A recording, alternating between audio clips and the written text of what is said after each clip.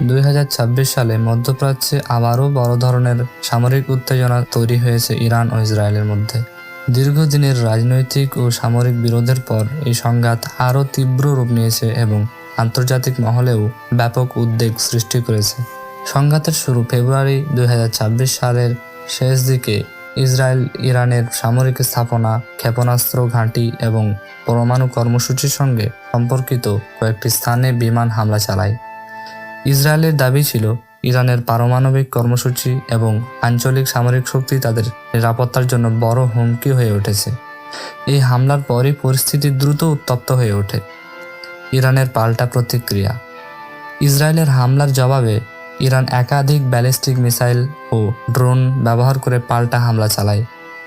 এসব হামলার লক্ষ্য ছিল ইসরায়েলের সামরিক ঘাঁটি এবং মধ্যপ্রাচ্যে অবস্থিত যুক্তরাষ্ট্রের কিছু সামরিক স্থাপনা। ইরান ঘোষণা করে যে তারা নিজেদের সার্বভৌমত্ব রক্ষার জন্য এই পদক্ষেপ নিতে বাধ্য হয়েছে। ক্ষয়ক্ষতি ও মানবিক পরিস্থিতি। সংঘাতের ফলে উভয় পক্ষেই হতাহতের ঘটনা ঘটেছে। বিভিন্ন আন্তর্জাতিক সংবাদ মাধ্যমের তথ্যানুযায়ী ইরানে বহু সামরিক স্থাপনা ক্ষতিগ্রস্ত হয়েছে এবং অনেক বেসামরিক মানুষও হতাহত হয়েছে।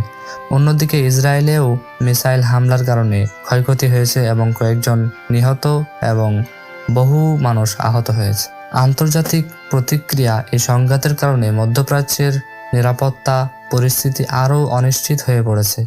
অনেক দেশ দুই পক্ষকেই সংযত থাকার আহ্বান জানিয়েছে।